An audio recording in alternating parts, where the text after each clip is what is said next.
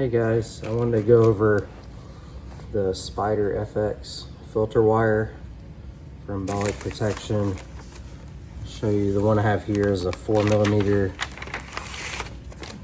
It's gonna say 320 length or 190 length. It says 014 wire compatibility. It's supposed to go through a 6-French guide. Here at my facility, I believe it's all the sizes they have is 3mm through 7. So this is what it's going to look like when it comes out of the package. You will need an 014 wire. I have this awesome Xi'an wire. So I'm just going to push that through so that I have my wire. Let's go and get my imaginary patient. It's held down by my saline. Also have a syringe. So as far as my the actual wire, it's gonna have this flushing tip. You can take this off.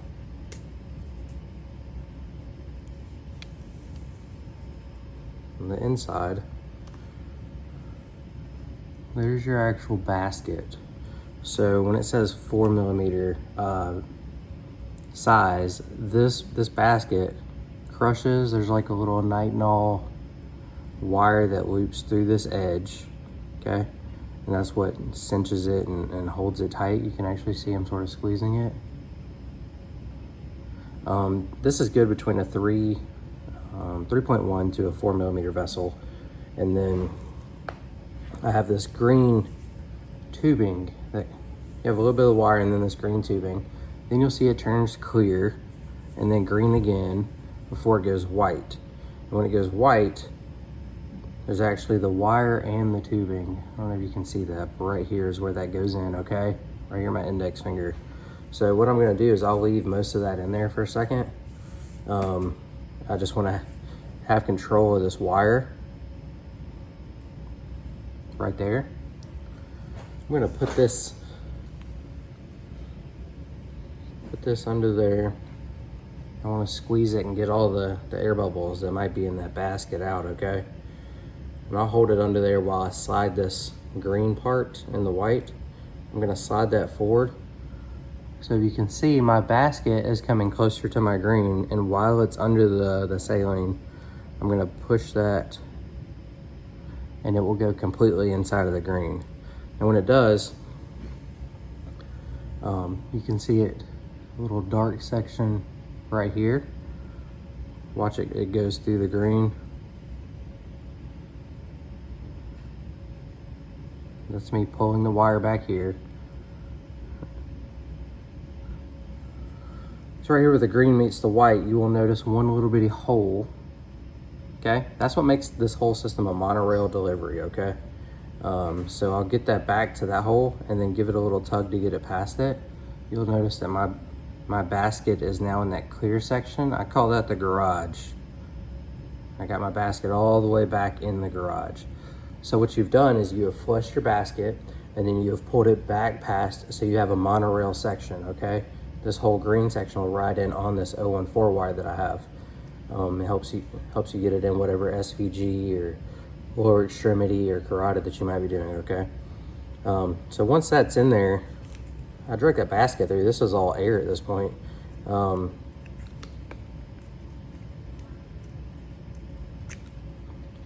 can take this awesome blunt tip flush tool that they gave you. You flush through there, it comes out the little hole that we have made, okay? Honestly, in a hurry, I've missed that step once or twice. I'm in a rush, but it's always good to flush all of your stuff. So my wire, it's gonna go down through there. The goal is you can see the little hole right here in my index finger, is to give it just a gentle curve, okay? And hopefully that wire will just come come out without problems. If you notice it start going into the clear section over here, pull your wire back. You might have to manipulate the back because it has some torque on it. Be sure to give it the bend that it needs.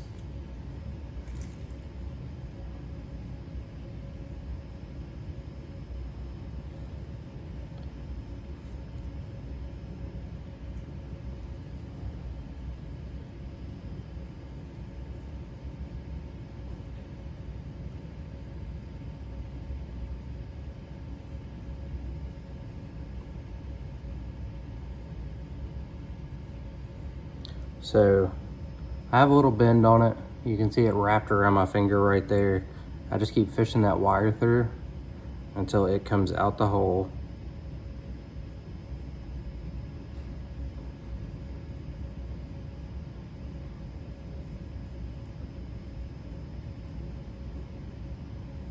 Did it and then pulled it back. Smooth move. So once it comes completely out, you can grab your wire. Now it's just riding on there as a monorail rapid exchange. That part will advance into your vessel. So you can pin the wire and that will go up to wherever they want it. It should be past the lesion. That way when you're ballooning and stenting and all that, if you have any kind of embolus that comes off of it, it's caught in your basket, okay? Like fresher SVGs or any SVG for that matter, you don't want to have no reflow phenomenon or any kind of distal blockage. So that's going to go all the way down, and once it gets to where it needs to be, this 014 wire that you had in can actually come out, okay? Because you're not going to be able to pull that basket out of the end of your green tube with that wire still in, correct? So that 014 wire you'll be able to take out with your basket past your lesion. There you're gonna push that and pull the green. You're gonna leave that past whatever lesion you have. So during the case, you started with your 014 wire, whichever one you have. You're gonna prep your spider wire. That's gonna go in. This whole thing is gonna come out. So all of these come 320 right now. The ones we have are 320 and 190. In case you want to use this same 40 for a peripheral, we're gonna say that we're in a coronary. So this is left in there. You will now do all of your ballooning and your stenting on your spider wire. It's still a 014. So if you're like me, you don't want a 320 wire going off the end of the table when you only need the 190. So let me show you. This wire is like a silver color all the way on the basket side. And it goes and goes, and then all of a sudden changes colors. I don't know if that's easy to see. You can see the right here, there's a little silver knuckle, and then it changes to black. Right there's the 190 to the 320 mark, and if you give that a slight bend, we're gonna get rid of this exchange length part, okay? I like shorter wires, easier to control. So I will do, the rest of the procedure will be done on this now 190 length 4mm spider wire, okay? That's gonna be left in, do all your work on it. Say you have knocked off some stuff, there's some embolus that has gone down in the basket. You will be able to see the basket on 4.0, and you might be able to see some stuff inside of it, okay? What you don't wanna do is drag your basket completely out. It needs to go back into a retrieval tube. So inside of that loop, the green is what it went in with, okay? I'm gonna show you this green that we pulled it back in the very beginning. There's your green in your garage that I was talking about, the clear section. On the other end of this, it's blue. Okay, they're different diameters. The green goes in because this basket was empty. It was easily pulled inside of there. If you have stuff that needs to go back out, the blue is a larger size for the retrieval. It's the capturing side. This is gonna have to go back in over your wire at the very end after you've stented and ballooned and post dilated. So when it does, you're not gonna worry about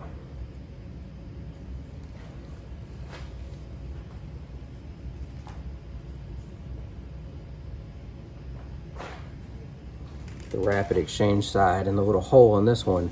It has more of like a wide open, like a guide liner kind of hole. It's a larger slit that goes down this whole side of it, and it easily comes out of it on its own. Well, it has for me anyway, but where the blue meets the white, the wire comes out a lot easier than it does on the green side, where you have to do a little bend and get the wire to come out. So they'll get that in, they're gonna pin the wire. You can watch it slide down the basket. They will be advancing this white section. This is gonna be inside of your 6 French guide, or 7, whatever guide you have. That's gonna go down, and it slid the whole basket inside of that. Hopefully you can get the entire basket inside of the blue retrieval tube catheter. And once it does, then your whole system can come out, okay? If you can get it to close up, and then there's too much stuff in there and it doesn't want to pull in, you could possibly pull the entire thing inside the guide and then be able to pull it out. But what you don't want to do is just drag an open basket through a vessel, okay? So that would slide in and close the entire basket. Wire and retrieval catheter can come out. So I've showed you how this thing goes in over an 014 wire. Also, if you're doing a peripheral case with it, you might not have the wire per se all the way down to where you need to be. So if you're going to work over this wire and you know that, and you have like a quick cross or navicross or some kind of crossing catheter down over the other side, instead of pulling that basket completely all the way back to the clear section in the deployment tube, it doesn't necessarily have to come all the way back to here, because if it's not riding over a wire going in, there's no point in coming back that far. Still put the basket under the water, prep it and get all the bubbles out of it.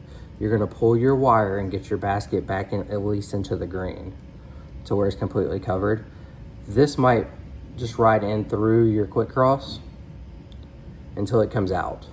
Once it comes out in the whatever lower extremity that you're working in, then they can push the wire and deploy your basket. It doesn't have to go in monorail or rapid exchange as it does with like a coronary. They're not going to deploy that way through a coronary. I believe that's about it. I've seen this thing retrieved without the blue through other smaller catheters. I think like an easy mint tip or peripheral. It was like it came through an MP one time. What's recommended is the blue tube. I've never seen another recommendation. I don't work for EV3 or whoever's selling this at this time. It's a great filter. It's not always used, but it will catch embolus that goes down your vessel. Might save you a little bit of pain and time in case you had no reflow or something. Any questions, just leave comments. I'll try to find appropriate answers and get back to you. Thank you so much.